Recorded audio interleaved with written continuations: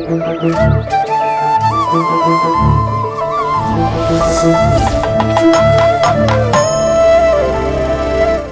வாழ்த்துக்கள்.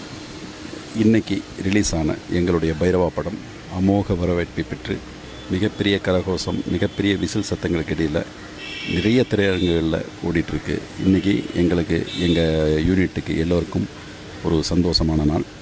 படம் பார்த்த நிறைய பேர் ஃபோன் பண்ணி படத்தை பற்றி அவ்வளோ பாராட்டி சொல்லும்போது ரொம்ப சந்தோஷமாக இருக்குது. இந்த சந்தோஷத்தை உங்களோட பகிர்ந்துக்கிறதுல நான் மேலும் சந்தோஷப்படுறேன்.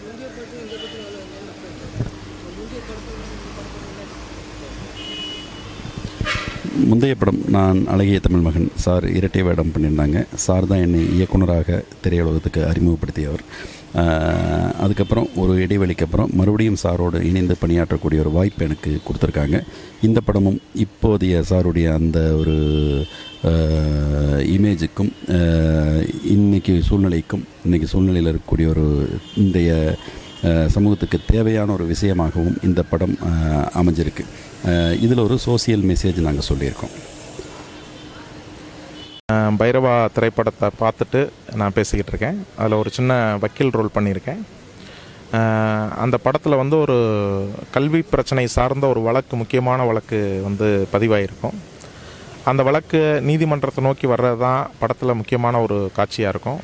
அதில் வந்து ஒரு விஜய் சாருக்கு எதிராக பேசக்கூடிய ஒரு வக்கீல் கதாபாத்திரம் பண்ணியிருக்கேன். இந்த படத்தில் அந்த பேசப்பட்ட விஷயம், அதாவது கல்வி நிறுவனங்களை நடத்தக்கூடிய கல்வி தந்தைகள் அல்லது கல்வி வள்ளல்கள்னு சொல்லக்கூடியவங்க வந்து என்ன தகுதியோடு இருக்காங்கன்ற அந்த கேள்வி வந்து ரொம்ப ஆணித்தரமாக இருக்குது.